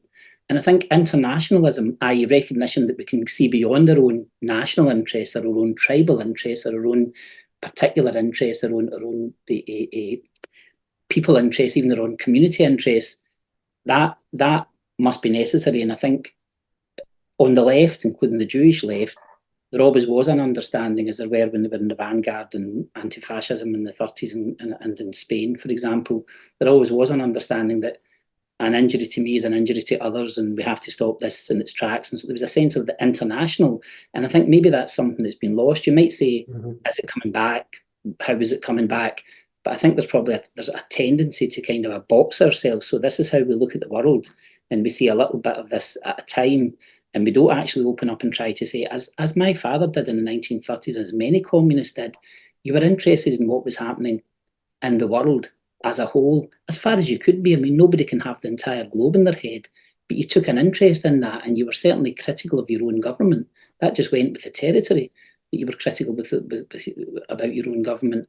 And I think a lot of that is kind of been has been over a period of time watered down and made more difficult. It's now more difficult for people to say I don't agree with, and I think differences. I sent you that Alexei Sayle thing because you can't say everybody thinks alike. Of course they don't.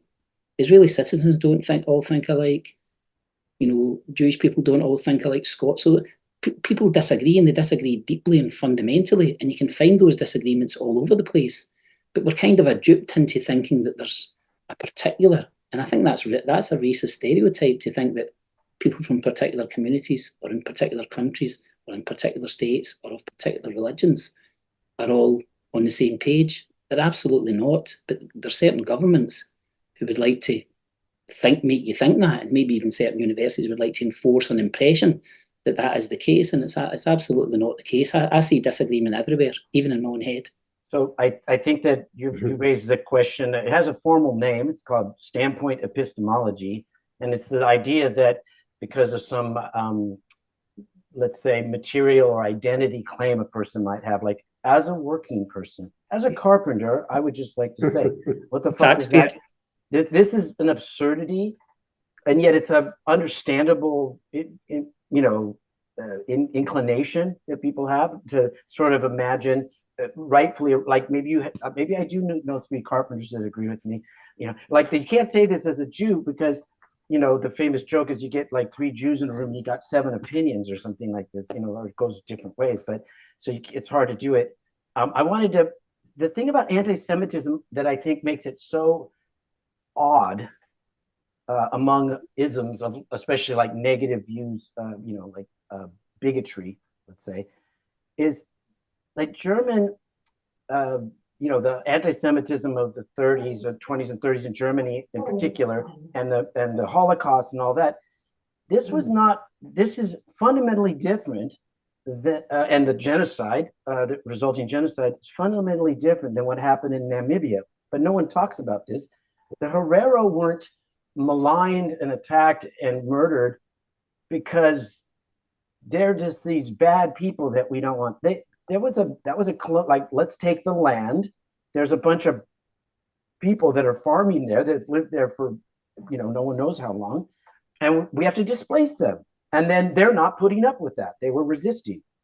So we're going to, machine gun them and march them out in the desert, make them, have them starve to death. Not because we hate them, although I'm sure that was, a psychological necessity to start doing that, to make it feel comfortable for the machine gunner, let's say, but because we want their land. This is an expansion, right? We're going to take this land and create a German colony here. But the Jews in Germany, there's this fantasy of they're controlling everything, but it's not true. It was not true. And the material grab of Jewish, like apartment buildings and businesses was relatively a minor thing. That wasn't like the reason. And it was not the Germans. It was all the Europeans.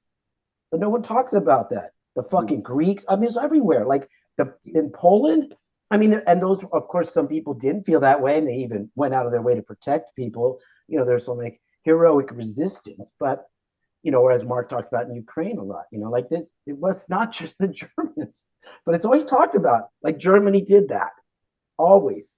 The Nazis did it. Like everybody did that, and but it wasn't for material reasons, so it's unusual that way.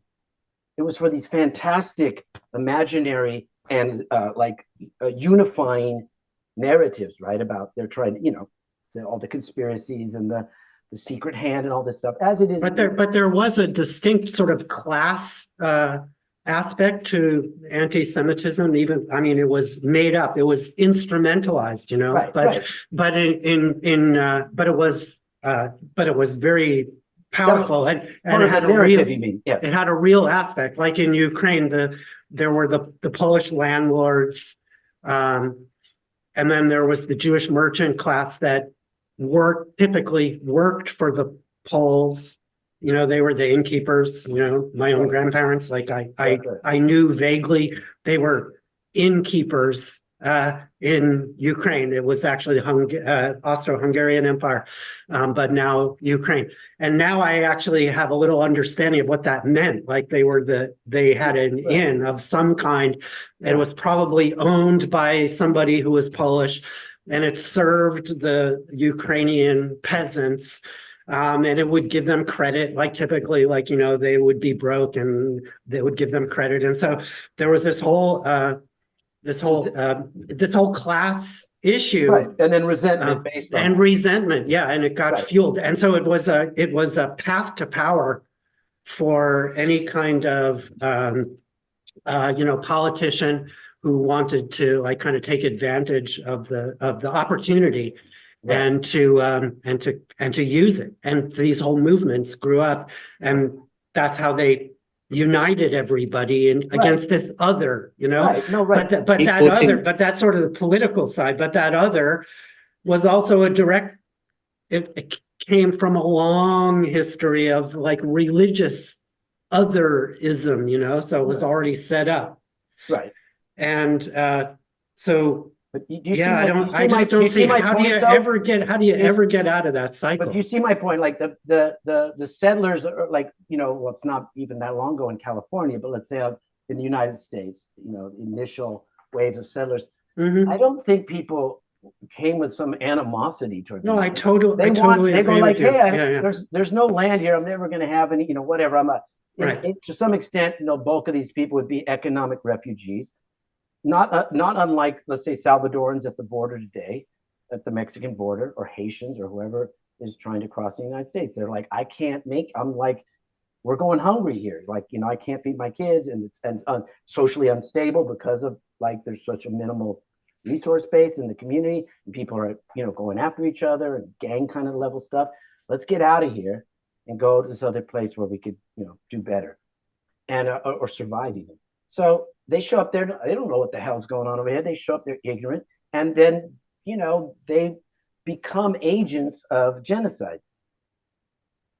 But they're not motivated by some animosity to indigenous people or like some religious fervor. I mean, you hear those. Not on day one, but on day two. I mean, which you said basically, I don't because I the don't think people they're motivated by that. I think but the people resist, and then Yes. next thing you have a slogan, the only good Indian is the dead Indian. Whereas the day before, they were the people who brought you some corn, Yeah, or like, And, or at least there are those stories, right? Where Yeah.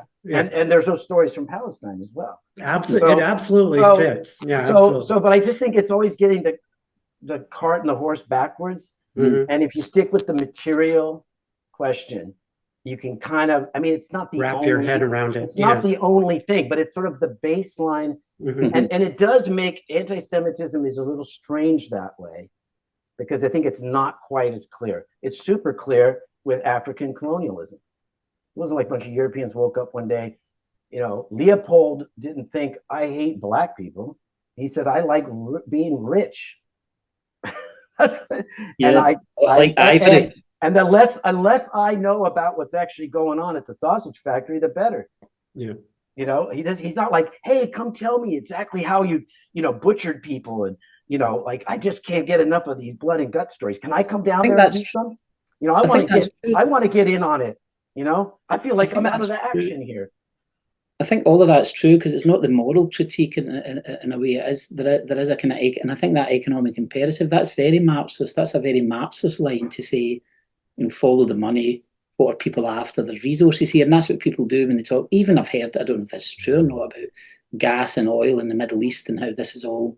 So there's always those stories. I mean, before my father died in 2007, age 99, he was reading about Sudan, and he was saying, there's oil there and there's these issues and so on. So my father was always, whenever there was anything in the news, he wanted to know, what's the resource, what's the reason, what's the game, what do people want, what other countries are involved in it, and who's competing over these particular resources and so on. So he did always try to kind of, as it were, contextualize and say what's really going on.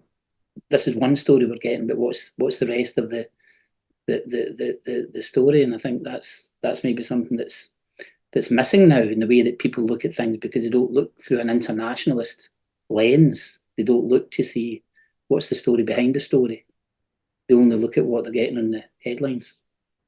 Or a postmodernist lens, a distorted postmodernist lens that has completely diverted everyone from the materialist analysis.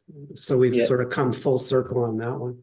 Yeah, and that's like, I've been using the term. It's probably not original. I don't have any idea, but I made it up for myself, which is like morality politics, which is like the value of a position taking statements or expression of values that serve one's sense of morality. Like the value in them is not material necessarily. It's not motivated by a material interest.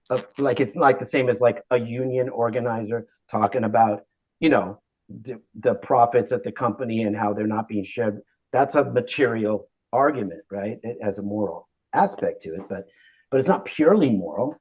But these purely moral claims, for people who aren't even materially involved, like it doesn't affect them one way or the other what's going on in some situation, that the psychology, so just like taking the material analysis of like, well, what is being fought over, let's say oil or the land. I think a lot of it's land. Like what are wars fought for?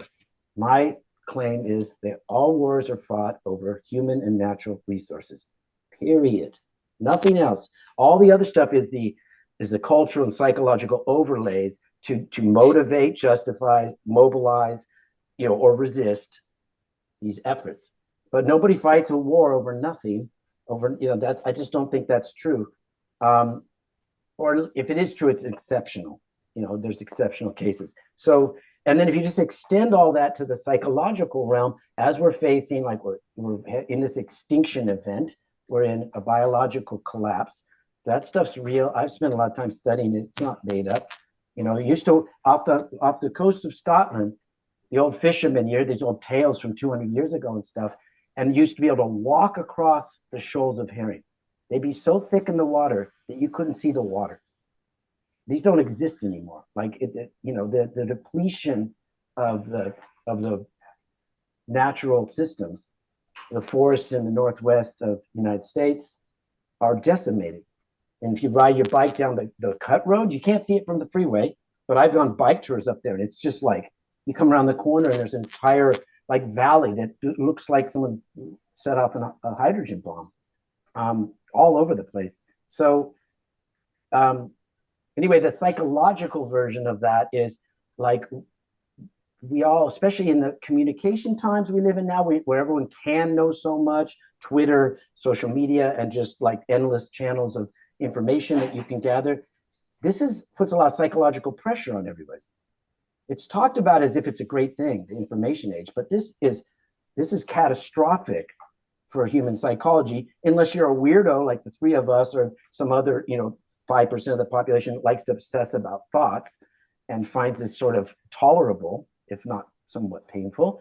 The rest of the people don't want to do this. I know a lot of people that that's not what they want to do. They don't feel good at it. They don't enjoy it. They want a story that they can live with. And then they want to turn it off and get back to like their special dinner they're going to cook, or the vacation they're planning, or their disgruntlement with, you know, their neighbor or whatever, some smaller frame issue. And so I think that's a big, you know, if you just take that material claim and then transfer it over to the psychological needs of most people, or all of us to some extent, then I think a lot of this makes sense. The sloganeering, like what's popular at university, these ridiculous things that are being said, and the promotion. Like if you take Thomas Kuhn's, you know, like the nature of scientific revolution, I think, or whatever it's called, he talks about like these, paradigms, as he calls them. And if you just transfer that over like to political paradigms, well, operating inside a political paradigm, you know, you can advance. You can become Judith Butler, who is, you know, hey, I can tell you what her salary is, because you can look it up, or at least part of her salary. She makes like $500,000 a year saying this stuff and writing books, or more even.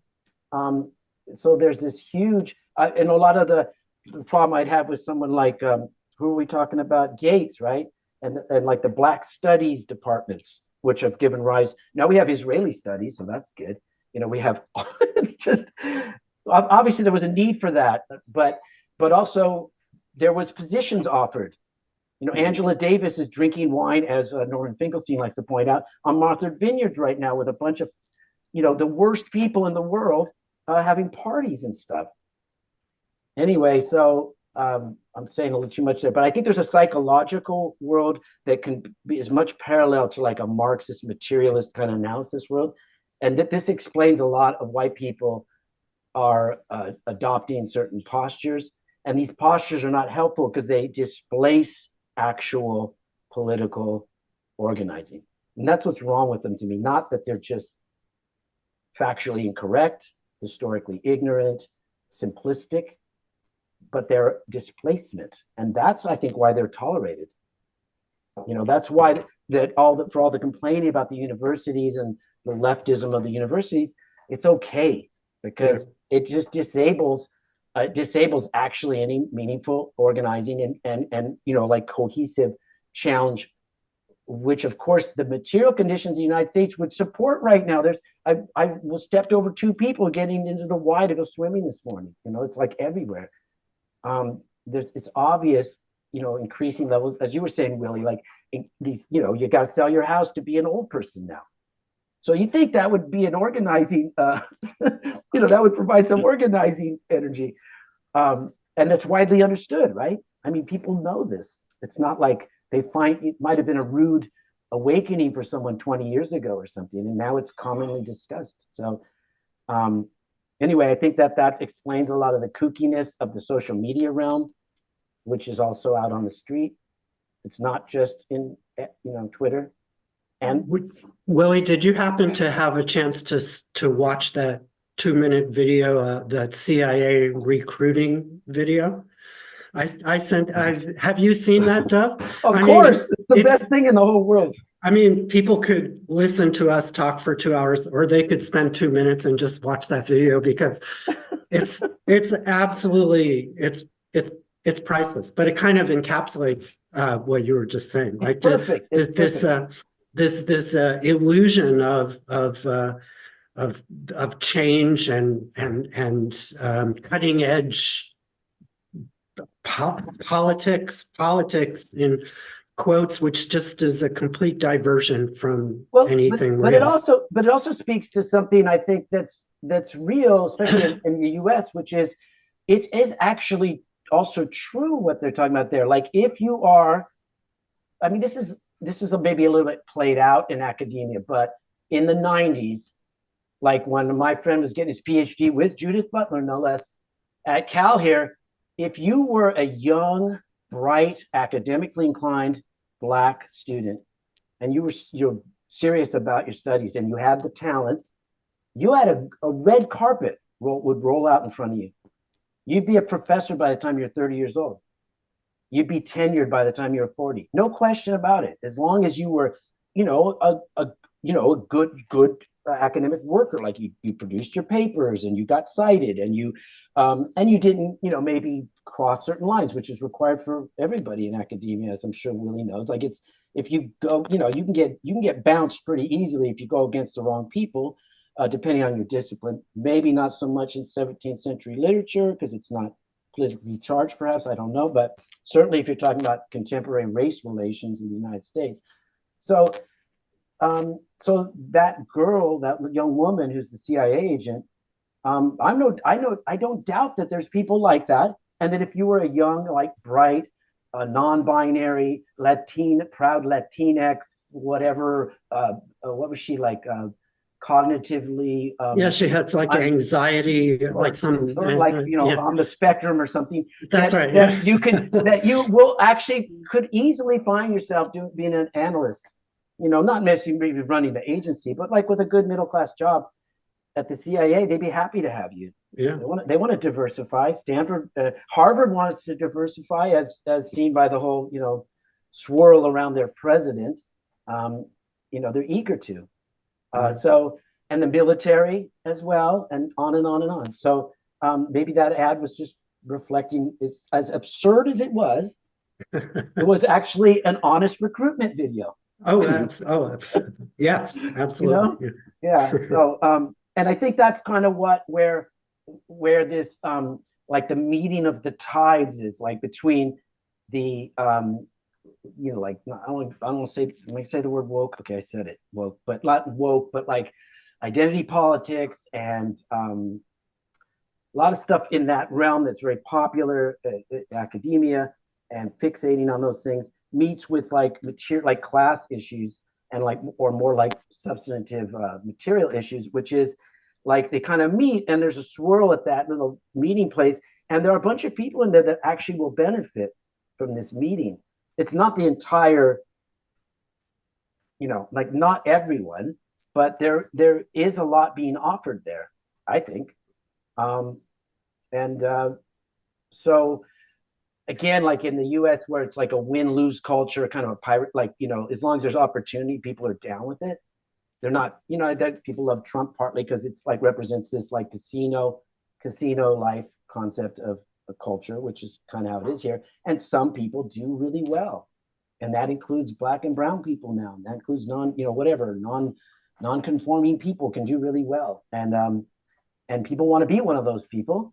And they want to win, pull the lever and win, get 3 cherries, if I can hear all the money fall out, and are willing to put up with, what that means for everyone else, if they can have that feeling that might happen. Which is why it doesn't, the individualism is basically what I'm saying, which is so baked in here that it's really hard to imagine anything transcending that. Anyway, I'll shut up there. That's a lot. But that was excellent. That made me think of Lenin saying, at a certain point, a section of the intelligentsia will break off, and instead of putting their own interests first, they'll become kind of a leaders and so on. There seems to be less of that. I mean, we probably all have some kind of relationship with Judith Butler. I taught her work for years. I know that Mark's got a connection. You've got a connection there.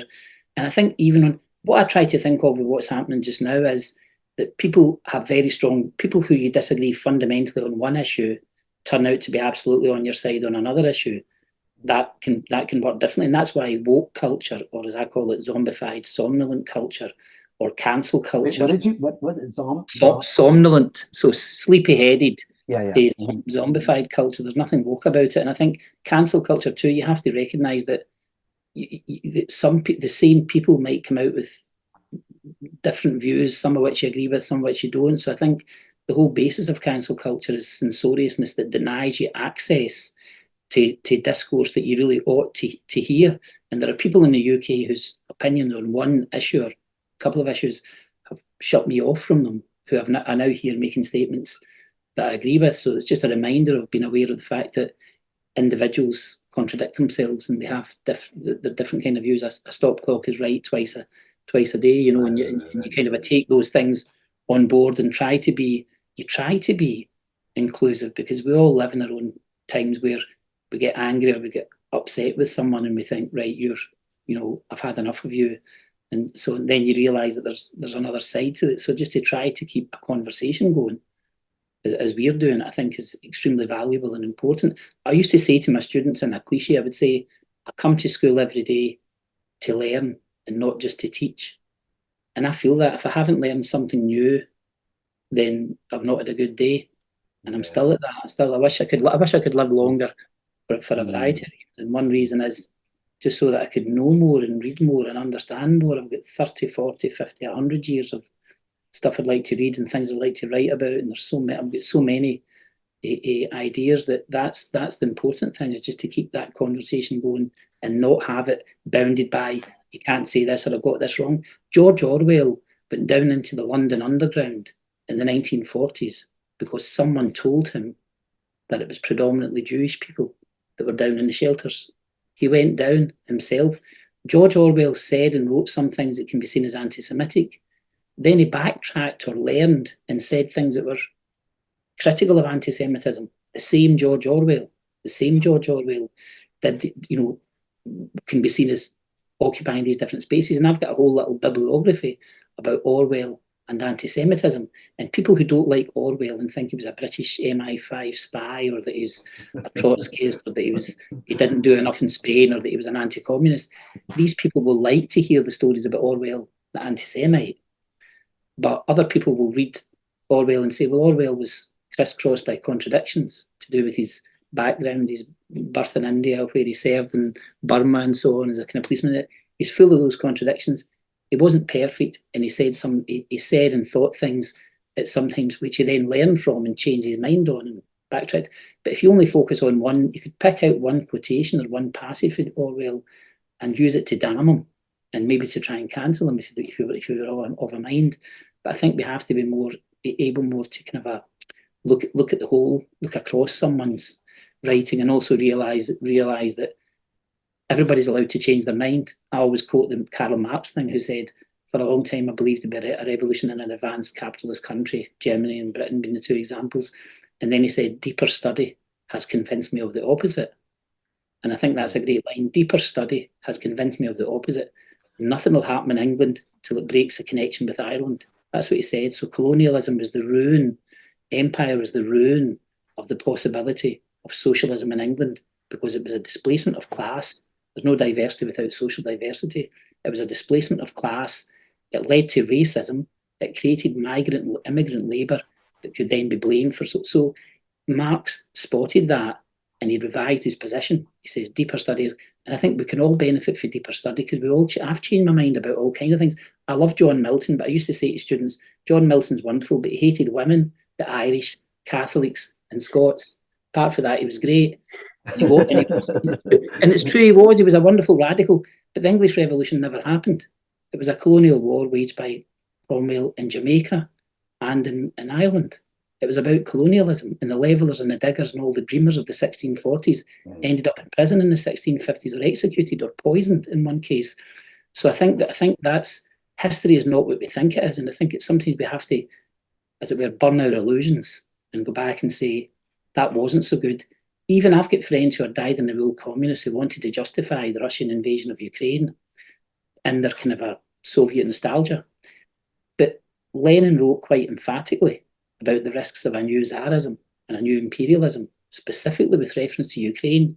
Even in that little pamphlet, Imperialism, the High Stage of Capitalism, probably the most important thing that Lenin wrote, Imperialism, the High Stage of Capitalism, he starts off by saying that he couldn't say some things about Ukraine, and he says this in a preface after the revolution. He said, I couldn't be as frank and honest about Ukraine as I wanted to be. So he was talking about Ukraine in the original pamphlet without actually mentioning Ukraine.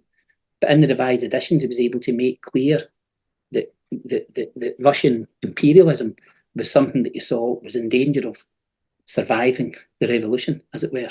So I think there's all kinds of things we can learn, and all kinds of inconvenient truths, to coin a phrase, we can come to terms with once we start looking into the history, and we can have our illusion, we can have some of our idols toppled and some of our illusions burned. But I would say consistently, I remain 100% committed to Scottish independence, and not simply for selfish reasons, I would like to argue. And I remain a committed internationalist, and I totally recognise. I posted a thing recently about I posted that documentary about the Jewish volunteers in Spain, and I posted it saying my father was in a prison camp in 1937 with several Jewish comrades who were at risk, as some of these people went under pseudonyms because they were at risk, the same as the young Germans were at risk, particular risk, and so on. So there's a Jewish left that survived. It survived from the time of the Spanish Civil War and earlier.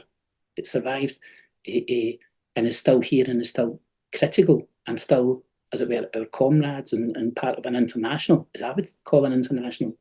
So I try not to be despairing. I try to say, there's still a lot of us who are dissenting from whatever we might see as the dominant ideology, and I try to take some hope from that, even in these dire times.